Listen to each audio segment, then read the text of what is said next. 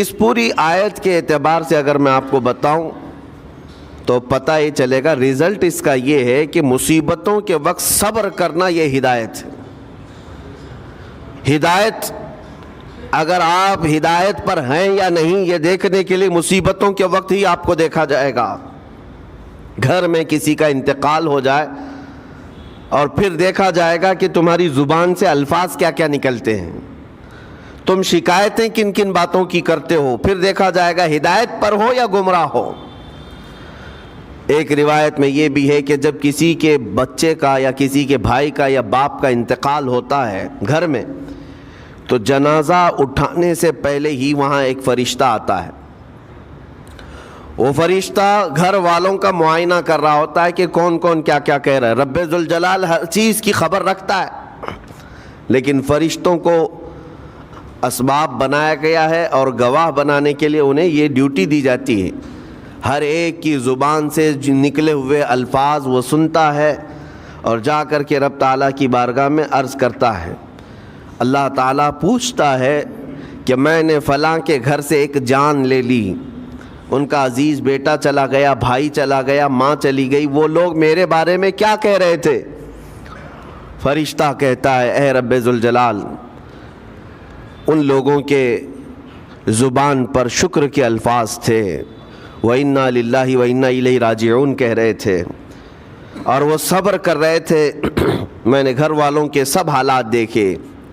اللہ تعالیٰ فرماتا ہے اے میرے فرشتے تو گواہ رہنا، میں نے ان سے جو چیز لیا ہے اس سے کئی گنا زیادہ نعمت انہیں عطا کروں گا، اس سے بہتر نسل انہیں دی جائے گی، اور ان کے غم آج جتنے ہیں اس سے کئی گنا زیادہ خوشیاں میں انہیں جنت کی عطا کروں گا، جنہوں نے میری دی ہوئی مصیبت پر صبر کیا۔ اور کوئی گھر ایسا ہوگا جس گھر سے فرشتہ جا کر کہے گا کہ مولا اس گھر والے تو بے قابو تھے، جو منہ میں آیا بکے جا رہے تھے، وہ تو یوں کہہ رہے تھے کہ اللہ کو کیا ہمارا ہی گھر ملا، ہمارا ہی بچہ جانے کو تھا، ہمارے ہی گھر میں یہ آفت آنے کو تھی۔ اس طرح کے الفاظ وہ کہہ رہے تھے اور رب تبارک و تعالیٰ کو ظالم کہہ رہے تھے۔ اللہ تبارک و تعالیٰ اپنے جلال کا اظہار فرماتا ہے، ارشاد فرماتا ہے فرشتے کو اے فرشتے تو گواہ رہنا، انہوں نے میرے بارے میں جیسا گمان کیا اب میں ان کے ساتھ ویسا ہی سلوک کروں گا۔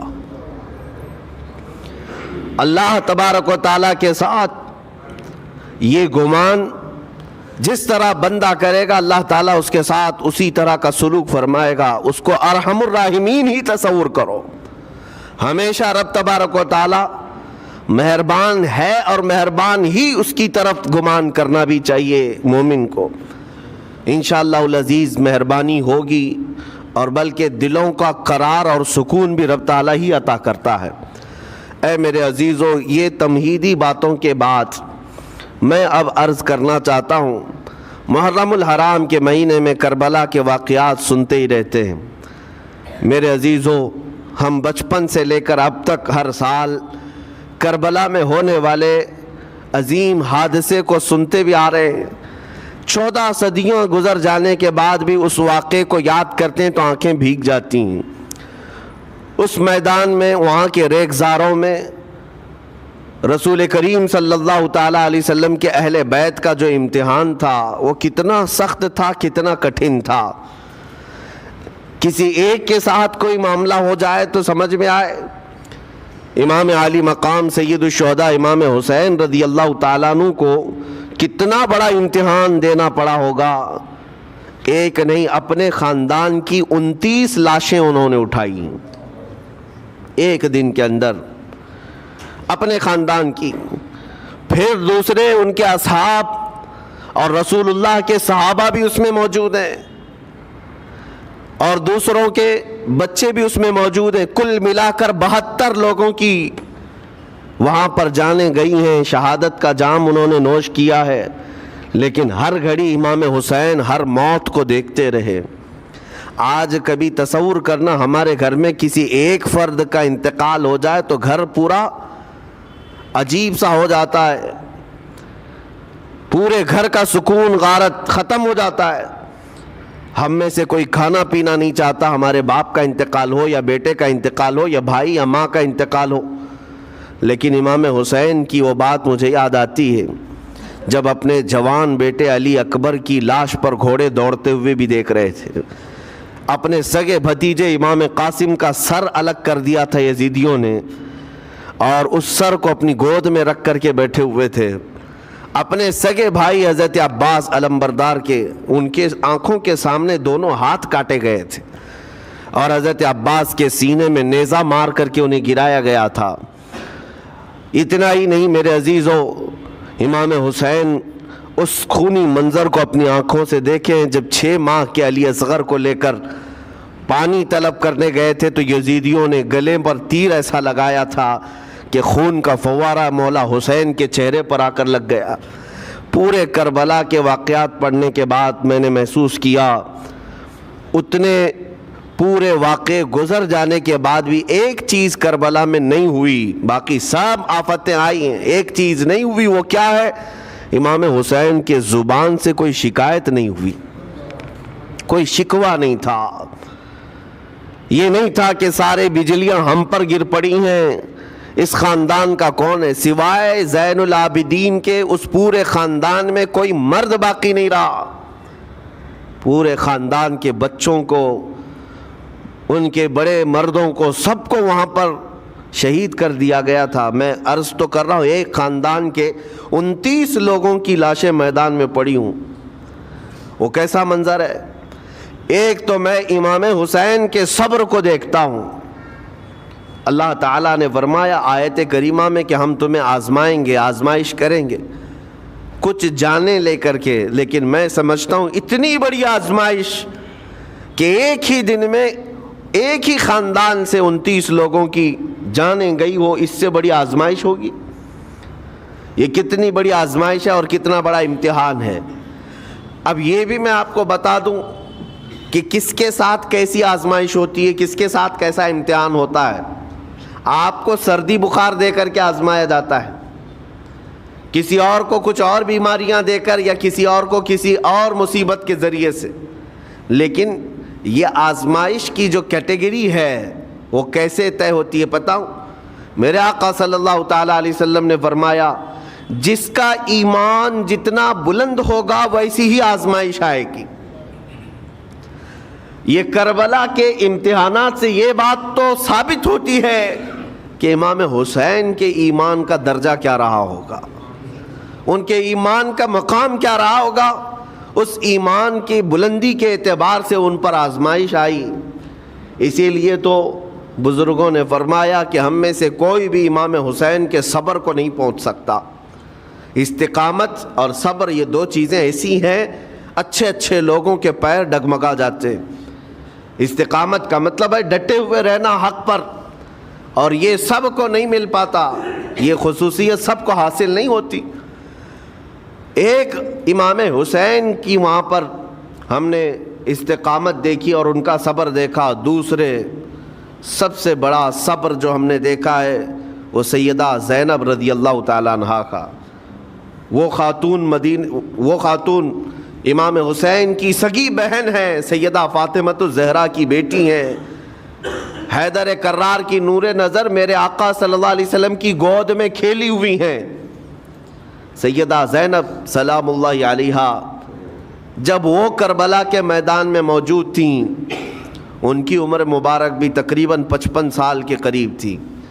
55 سال کی اگر خاتون میدان میں یہ تمام خونی مناظر دیکھ رہی ہو، ہماری عورتوں کو آپ جانتے ہیں کہ ایک چھوٹی سی مصیبت پر واویلا مچاتی ہیں، اور سیدہ زینب وہ ہیں جن کے خود سگے شہزادے اون اور محمد ان کی آنکھوں کے سامنے مارے گئے تھے اور ٹکڑے کیے گئے تھے۔ سیدہ زینب سلام اللہ علیہا اس پر بھی خاموش رہی، لیکن اندازہ کرو جب سارے شہید ہو گئے تھے، امام حسین اپنے خیمے سے نکلنے کو تھے، جب کربلا کے میدان میں خود گھوڑے پر سوار ہونے کو تھے، جانتے ہیں یہ منظر کیسا رہا ہوگا۔ عورتیں تو ماتم کرتی ہیں ایسے حالات میں، لیکن وہ اہل بیت کی عورتیں تھیں۔ سیدہ زینب خود کھڑی ہوئیں اور اپنے خیمے میں امام حسین کو لے گئی. ایک صندوق تھا پرانا, اس کو کھول کر کے اس میں سے ایک جبہ نکالا اور کہا میری ماں نے مجھے یہ وصیت کی تھی کہ جب حسین میدان میں اترنے کی اس کی باری آئے تو اس دن ہو سکتا ہے وہ مجھے یاد کرے. زینب اگر تو اس دن باقی رہے, تو اس دن زندہ رہے, تو اپنے ہاتھوں سے یہ حسین کو جبہ پہنانا. سیدہ زینب سلام اللہ علیہا انہوں نے خود اپنے ہاتھوں سے امام حسین کو یہ لباس پہنایا. کیا اس مقام پر کوئی اتنی طاقت رکھتا ہے کہ پورا گھر لٹ گیا ہو اور اپنے سگے بھائی کو جبہ پہنا کر کسی شادی میں نہیں, پھر جنگ کے میدان میں اتار رہے ہو؟ اس خاتون کے استقامت پر لاکھوں سلام. سیدہ زینب سلام اللہ علیہا وہ معمولی خاتون نہیں ہے, صبر کا پہاڑ تھیں. میں آپ کو بتاؤں, مصیبت کے وقت ایک بار کسی کا قتل ہو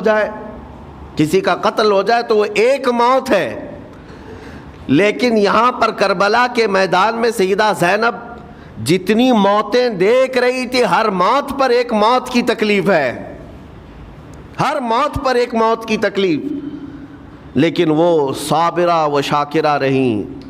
پوری تاریخ میں ڈھونڈ کر کے آپ نکالیں, کہیں پر بھی سیدہ زینب نے نہ اپنے بال نوچے, نہ کپڑے پھاڑے, نہ چہرے پر ہاتھ مارا, بلکہ ایسا صبر کا دامن پکڑی رہیں کہ پوری زندگی بھر انہوں نے صبر کی تلقین کی تمام خواتین کو. گھر لٹانا, گھر کٹانا, کوئی سر کٹانا کوئی تم سے سیکھ جائے, جان عالم ہو فدا اے خاندان اہل بیت. امام زمن فاضل بریلوی رحمۃ اللہ علیہ نے فرمایا ہے, سر کٹانا, گھر لٹانا کوئی تم سے سیکھ جائے, جان عالم ہو فدا اے خاندان اہل بیت. عزیزان گرامی وقار, یہاں پر ان حالات کے بعد میں آپ کو ایک بات ضرور کہنا چاہوں گا. مصیبتیں ہمارے گھر بھی آتی ہیں, آفتیں تکلیفیں ہمارے گھر بھی آتی ہیں, لیکن کیا ہم ان مصیبتوں کا سامنا کرتے ہیں, استقبال کرتے؟ نبی اکرم صلی اللہ تعالیٰ علیہ وسلم نے تو ارشاد فرمایا, مومن کو جب مصیبت آتی ہے تو اس کے لیے وہ نعمت ہے. دو چیزوں میں سے ایک چیز ہوگی اس کے ساتھ. اگر بخار بھی آئے, میرے آقا فرماتے ہیں اگر بخار بھی آیا ہے تو دو باتوں میں سے ایک بات ہوگی اس کے ساتھ, یا تو رب تبارک و تعالیٰ اس کے گناہ معاف کرے گا یا تو اس کے درجے کو بلند کرے گا. مصیبت اگر آئے تو ایک بات یاد رکھنا, رب تبارک و تعالیٰ اپنے محبوب بندوں کو, پسندیدہ بندوں کو آزمائش میں ڈالتا ہے. ورنہ جو لوگ یہ سمجھتے ہیں کبھی طبیعت خراب ہی نہیں ہونا چاہیے تو فرعون بن جاتے ہیں. ایسے لوگ, فرعون کو 90 سال تک نہ کبھی سردی آئی نہ بخار, کبھی کوئی بیماری نہیں, اور جب بندہ کبھی بیمار نہیں ہوتا تو اپنے آپ کو خدا تصور کرنے لگ جاتا ہے, میں تو دنیا کا سب سے مضبوط آدمی ہوں, مجھے کچھ نہیں ہوتا.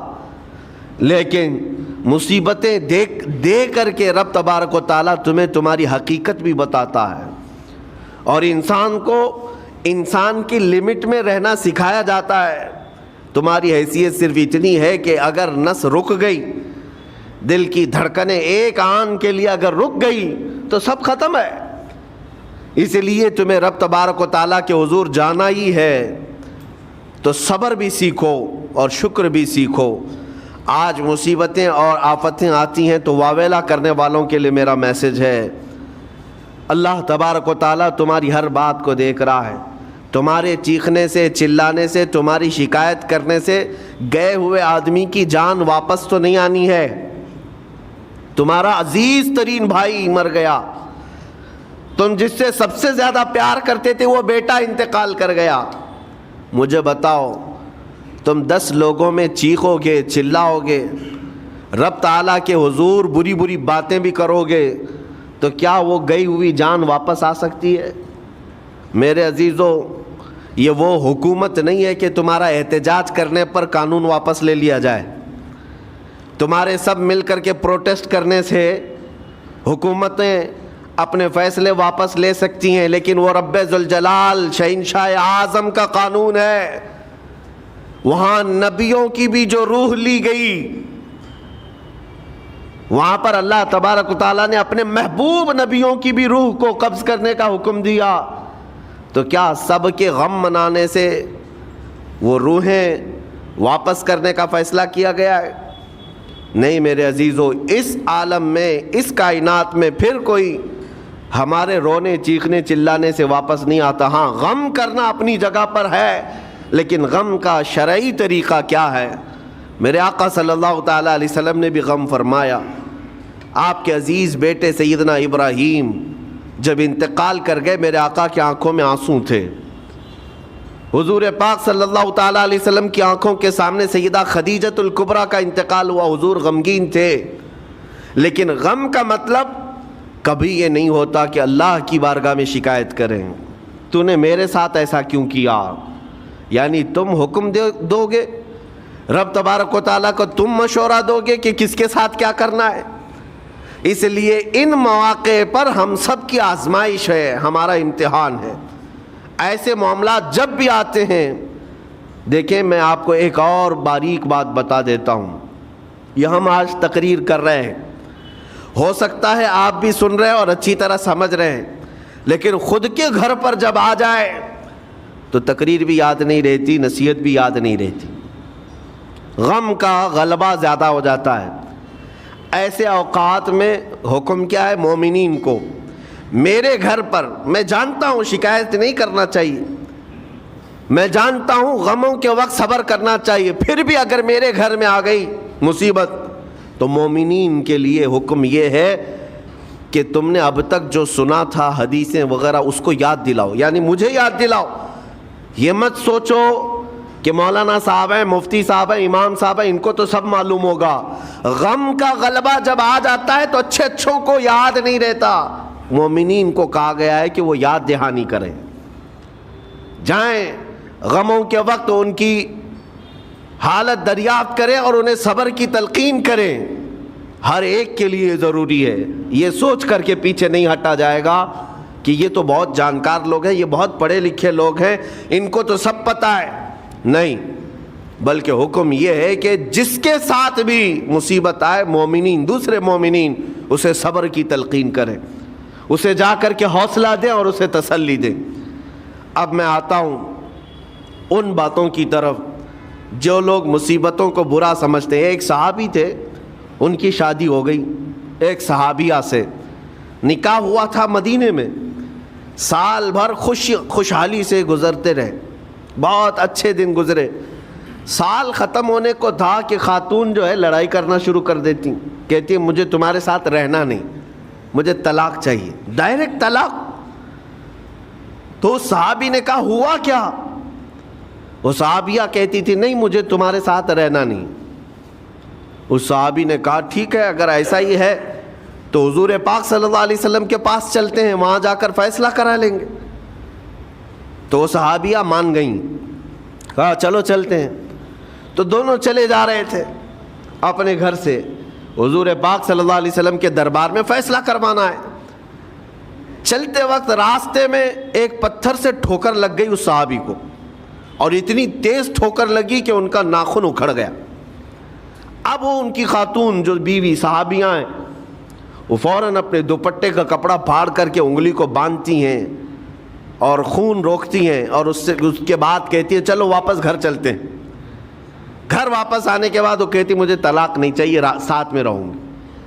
کہا عورتوں کا موڈ، عورتوں کا اس طرح کا فیصلہ، کیا بات ہے؟ وہ صحابیہ کہتی ہے میں نے سنا ہے کہ جب کبھی کوئی بندہ بیمار نہیں ہوتا تو اللہ اسے پسند نہیں کرتا۔ میں نے جب سے تم سے شادی کی ہے، سال بھر ہو گئے، ایک بار بھی تم کو بیمار ہوتے نہیں دیکھا۔ مجھے ایسا لگنے لگا کہ کہیں تم اللہ کے ناپسندیدہ بندے تو نہیں ہو، اس لیے میں تمہارے ساتھ نہیں رہنا چاہتی تھی۔ اب جب راستے میں ٹھوکر لگ کر ناخن اکھڑ گیا تو مجھے احساس ہوا کہ اللہ تجھے بھی پسند کرتا، میں تیرے ساتھ رہنے کو تیار ہوں۔ وہ صحابیہ تھیں۔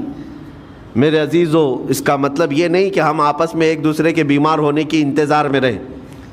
شوہر یہ سوچے کہ میری بیوی بیمار کیوں نہیں ہوتی، اور بیوی یہ سوچتی رہے کہ میرا شوہر بیمار کب ہوگا۔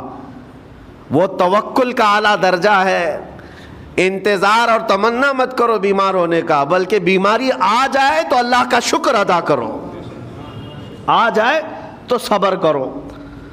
عزیزان گرامی وقار، ہم آج امام حسین اور ان کے رفقائے گرامی رضوان اللہ علیہم اجمعین کو یاد کرتے ہیں تو صرف رونے کے لیے نہیں یا صرف غم منانے کے لیے نہیں، بلکہ داستان کربلا سنانے کا ایک عظیم مقصد یہ ہوتا ہے کہ نوجوانوں کے اندر بلکہ بوڑھے اور بچوں کے اندر بھی ایمانی جذبہ ایسا آ جائے کہ وہ ہر مصیبت پر ڈٹ کر کھڑے ہو سکیں، ہر یزیدی کا مقابلہ کر سکیں۔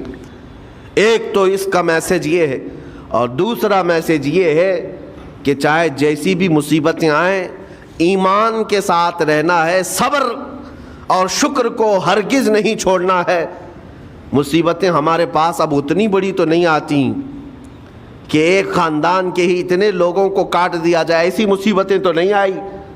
اب جو کچھ بھی آتی ہیں ہمارے ساتھ وہ مال کی کمی کی، کبھی دکان میں دھندا نہیں چلتا، کبھی بچے کسی کو نہیں ہو رہے ہیں، یا پھر گھر میں کوئی بیمار ہے، کوئی مستقل بیماری آ گئی ہے، یہی تو مصیبتیں ہیں۔ مومن کے لیے یہ قید خانہ ہے، زیادہ آسائش اور آرام کی فکر نہ کرو۔ یہ دنیا مومن کے لیے قید خانہ ہے۔ اسی لیے شاعر نے کیا خوب کہا، جب کسی کا انتقال ہوتا ہے، ایک سچے مومن کا انتقال ہوتا ہے تو لوگ کہتے فلاں مر گیا، فلاں مر گیا، تو ایک شاعر نے بہت اچھے انداز سے کہا ہے کہ کون کہتا ہے کہ مومن مر گیا؟ جو سچا مومن ہے اس کے لیے کہہ رہا ہوں۔ وہ شاعر نے کہا کون کہتا ہے کہ مومن مر گیا، قید سے چھوٹا وہ اپنے گھر گیا۔ حقیقت تو یہ، قید سے چھوٹا وہ اپنے گھر گیا۔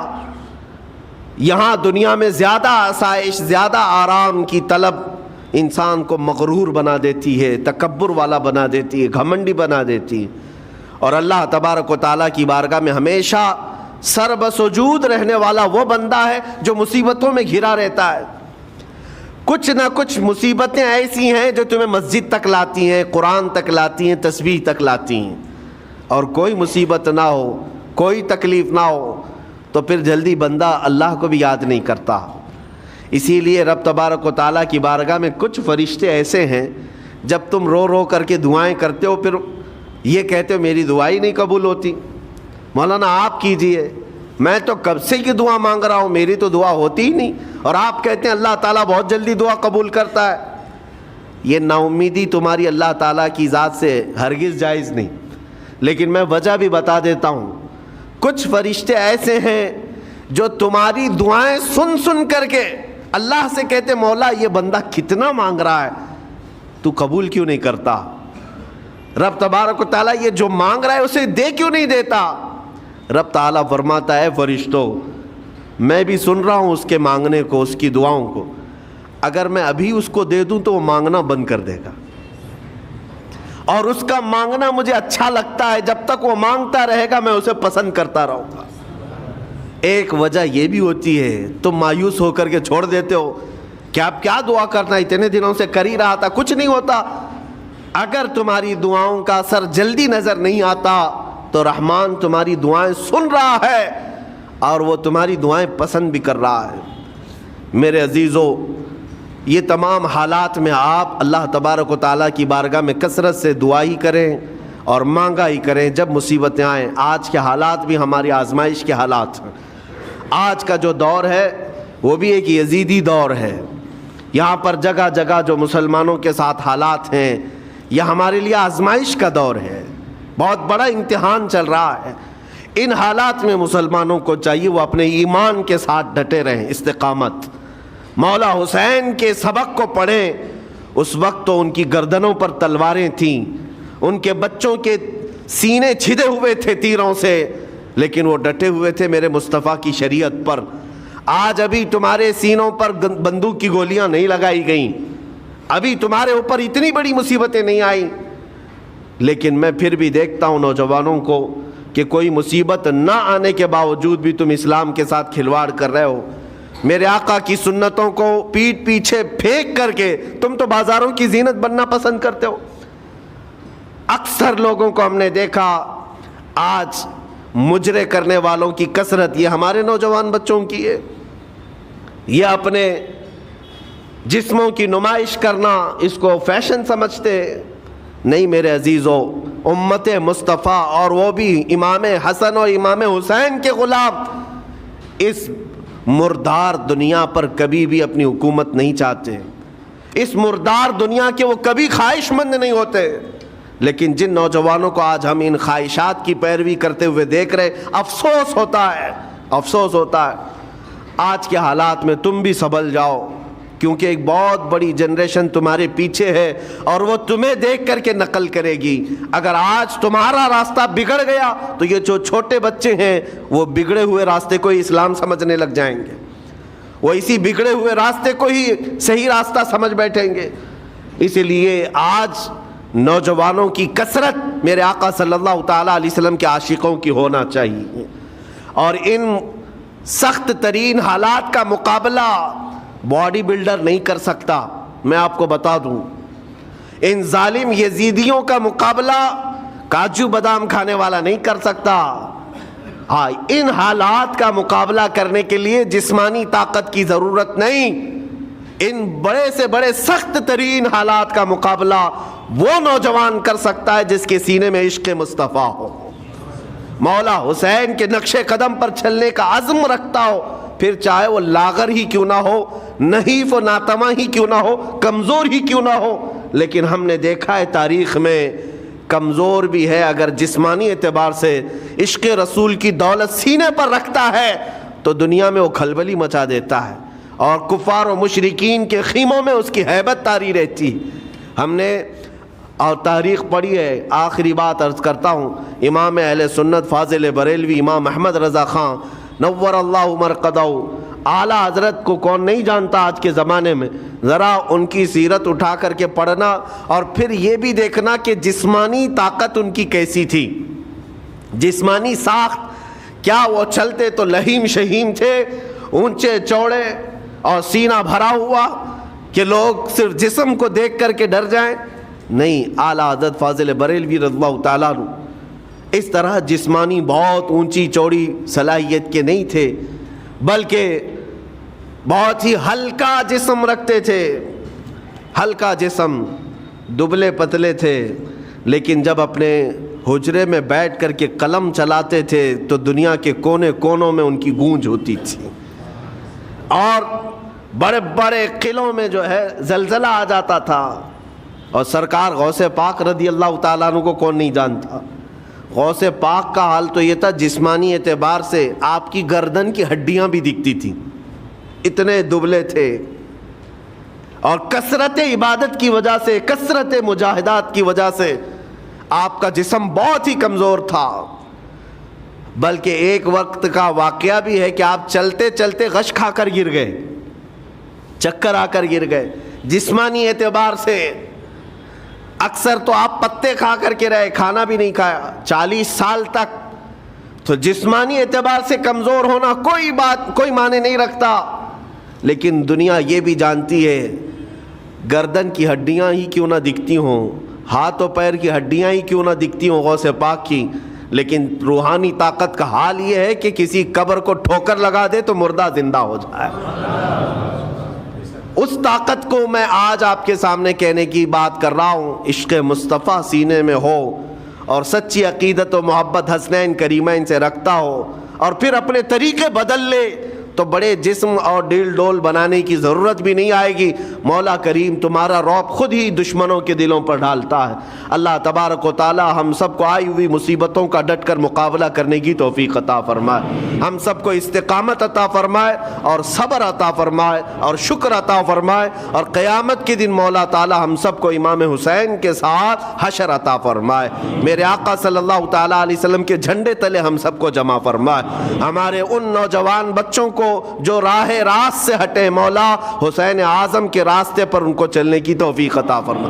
قیامت تک ہماری نسلوں کو مولا عاشقان مصطفیٰ میں پیدا فرما. ہماری اولاد کو بدعقیدہ گمراہ ہونے سے ہمیشہ محفوظ فرما.